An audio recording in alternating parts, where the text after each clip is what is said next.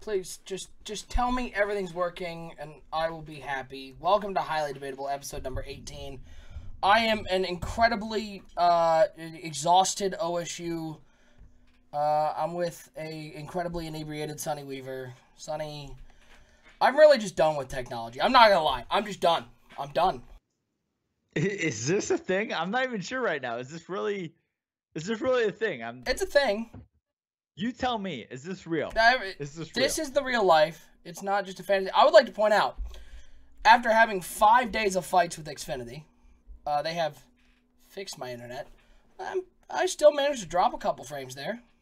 Fixed? It's fixed. It's fixed. So, I am not watching chat right now because Lord knows if I have Google Chrome up, then my computer bursts into flames. I see chat. We're good. Hey, We're good. congratulations. If there are any technical problems such as lagginess, drop frames, any of that, sorry. Blame Comcast and WoW for not managing to find a way to get me internet in 2 days. They messed up to a point. Why does your lighting suck? Do you not have lighting? Here's the problem. Fix your lighting, I could turn on the lighting right now. If I do, the chroma cam gets really mad because it's still daylight outside.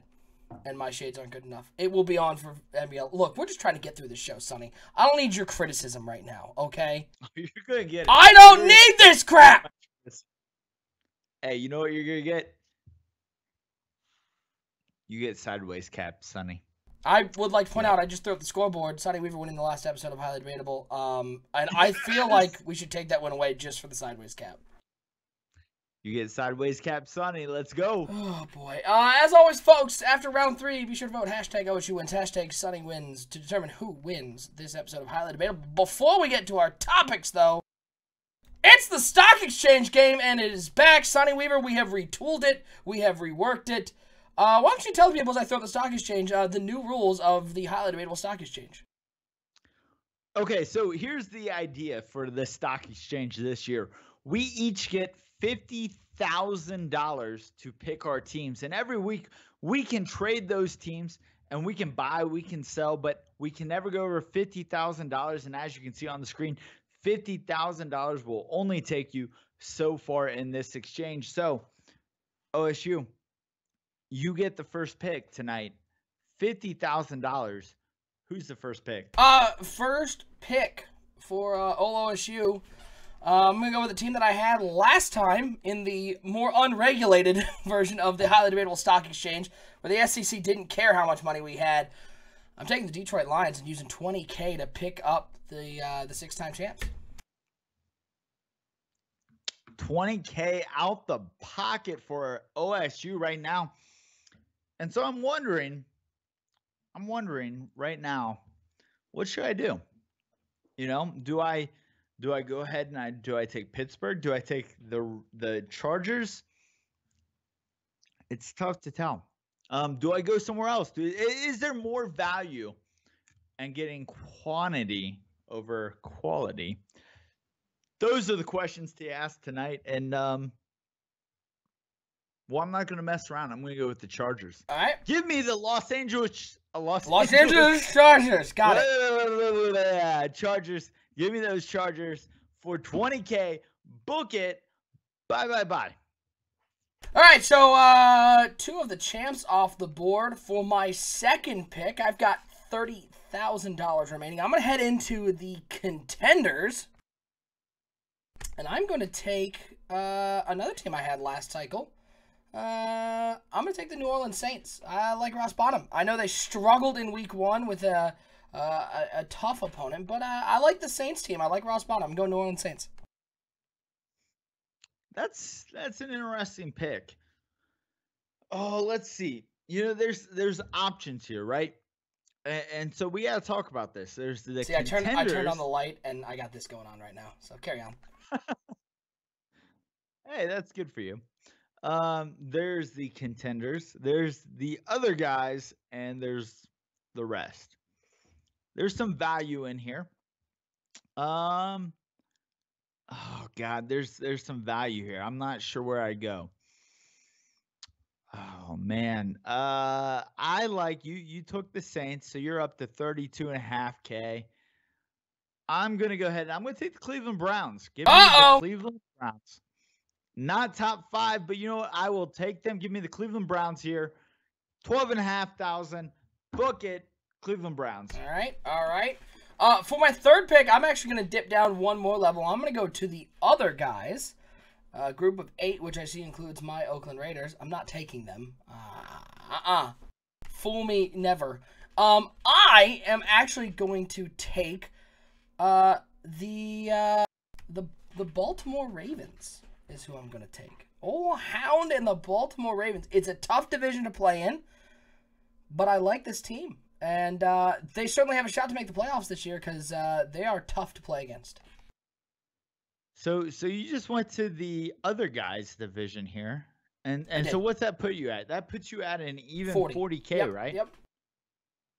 Okay, so I'm sitting at 32.5. I've got the Los Angeles Chargers. I've got the Cleveland Browns. I feel like I need an NFC team to challenge the Detroit Lions. We've had a lot of AFC teams here. So let's go see. Who do I think can challenge these Detroit Lions? I'm going to go with, Seattle. Seattle's interesting. I'm not sure I can give them 20K.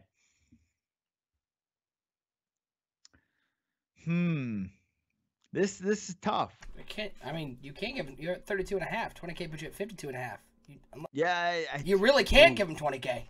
Who's my sleeper? I've got to find a sleeper. Let's go with Redskins. No, definitely not the Redskins. You know what? Let's go with the Los Angeles Rams. Give me the Los Angeles Rams for 7.5K. I think we can pull it off. We're going to beat the Seattle Seahawks. We're going to take that division. You can see the new scoring up there. It's going to help me win this game. So we're going with the Los Angeles Rams. Los Angeles Rams. All right, so I got 3 teams right now. And the question is, do I dip into the rest and take 2 of the rest and go out an even 50K, or do I take one of the other guys, sit at 47.5, and look to trade possibly on another episode of Highly Debatable?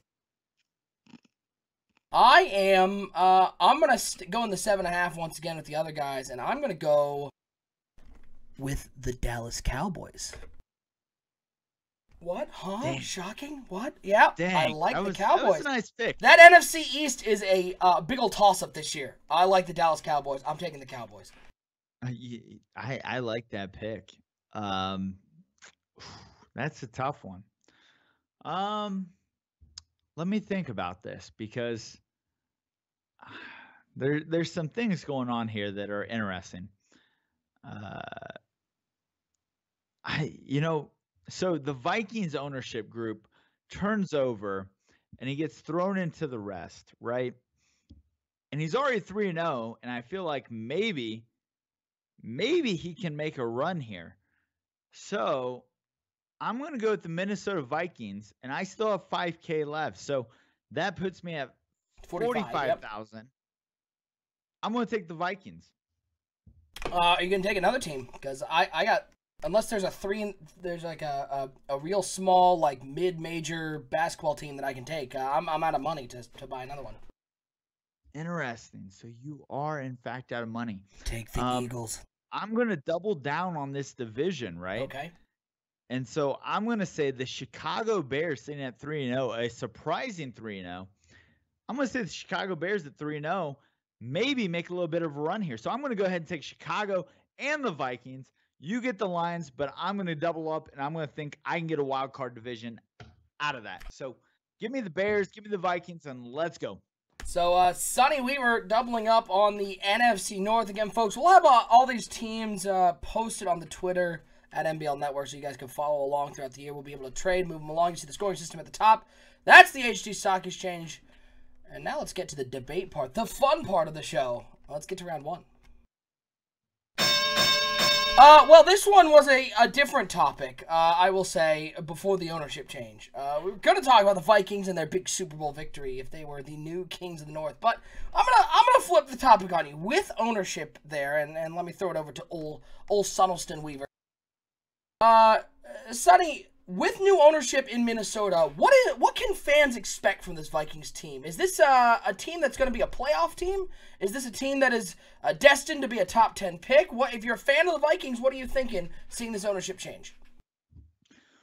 Well, I have no clue. I really have no clue, and so I just bought them um, in the stock exchange. Not sure how I feel about that, but what I'll say is I think the Lions are going to win. Unfortunately, the Lions are going to win this division. I think the Vikings will come up just short. The Bears having a nice start to the season, but I think the Lions are going to come out the victors in this. And while the Vikings are coming off a Super Bowl title, unfortunately, as ownership changes, sometimes culture changes inside of that. And yeah, I'm going to take the Lions in this one. I mean, the Lions are going to win that division. I think in terms of what you're expecting if you are a Vikings fan, I would be expecting probably a top 15 pick in the draft, missing out on the playoffs. I know ownership changes are tough to come into. There's no doubt this Vikings team has a lot of talent, especially with Jack Gerber at quarterback and with Dalvin Cook. But I think if I'm a Vikings fan, I'm not expecting much more than a top 15 pick and missing the playoffs. And looking at year 2 as maybe an opportunity to fight for a playoff spot. But you never know. Sonny, it turns out we've had a lot of ownership changes. I think the new Vikings owner is in a better shape than a lot of these because it wasn't mid-season. But it's tough to come into a new team, one that you haven't built, and have success with them right away. Yeah, it's definitely an issue when you inherit talent, and unfortunately, sometimes that's not the talent that was built for you.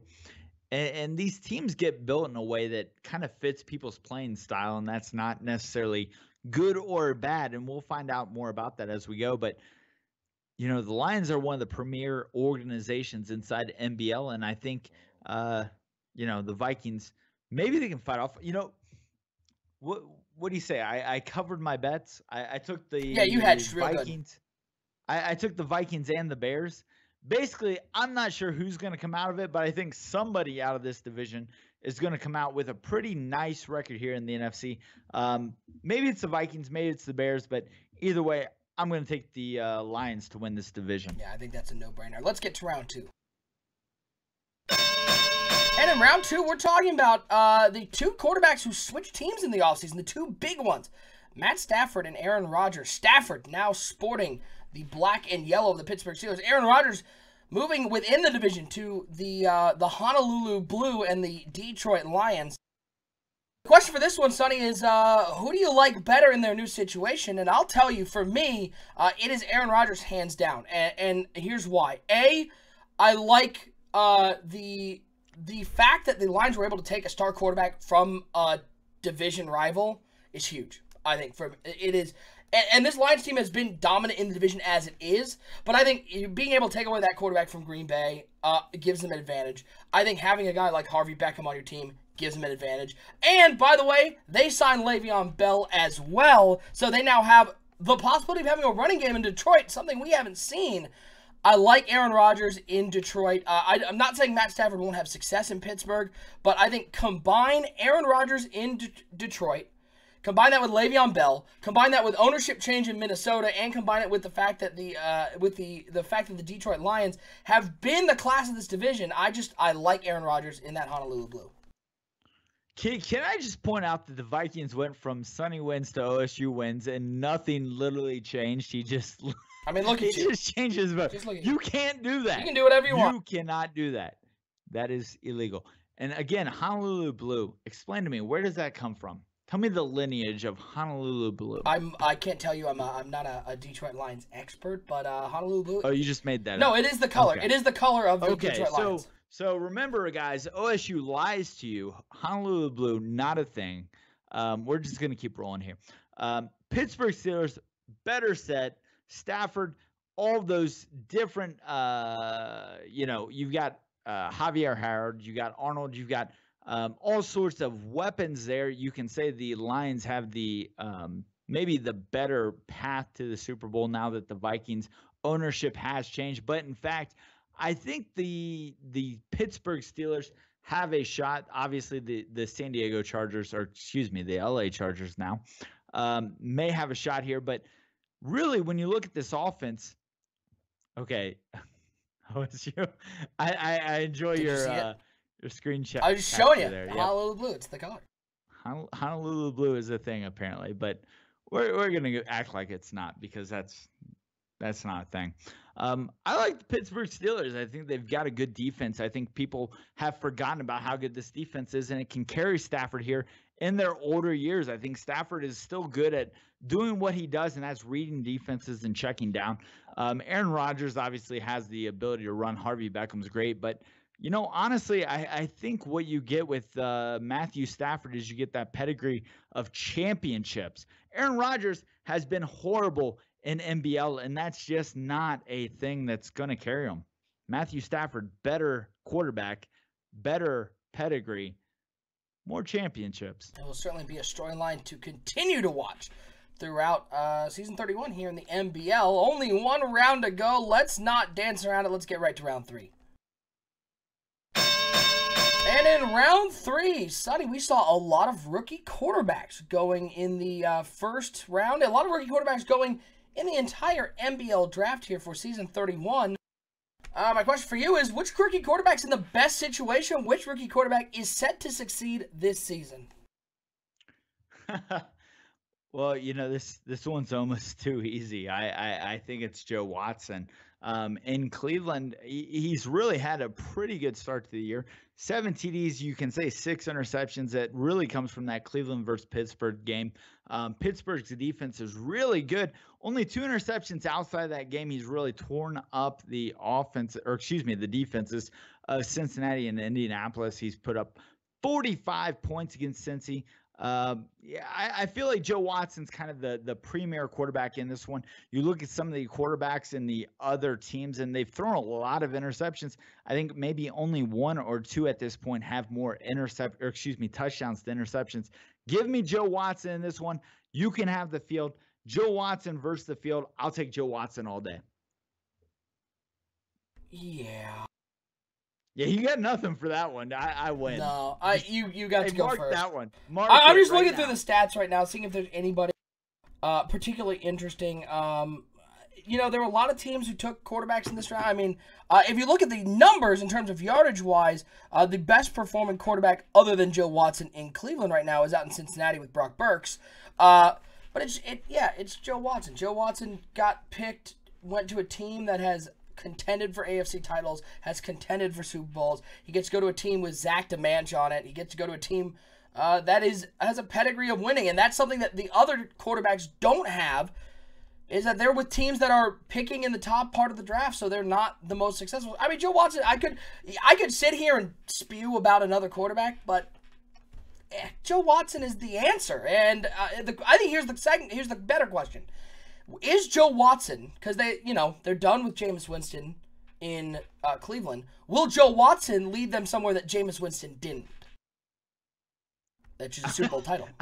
I mean, it's possible. I mean, it's not like Jameis Winston ever took him anywhere great in that aspect, but I think Joe Watson has potentials. Jameis Winston obviously can throw some air balls. I've experienced that myself here as the Tennessee Titans, who inherited the king of the air ball there. Thank you. Hi, thank you. Z-Star for giving me that. But what I'll say is Joe Watson, he's athletic, he can move.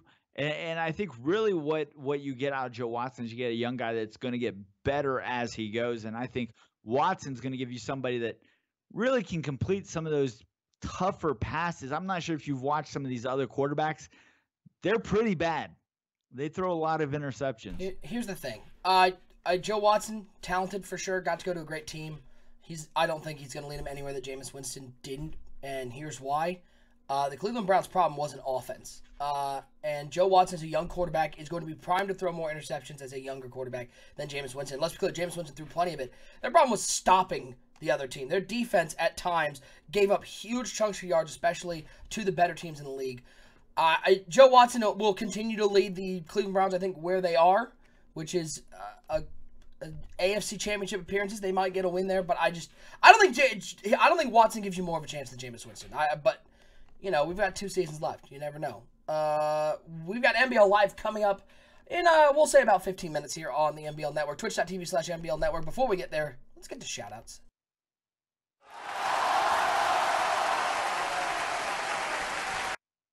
shout-out time here in the MBL. My shout-out's going to go to Sideways Hat Weaver over there for the Sideways Hatness. I'm going to give a shout-out to actually a specific person in the league.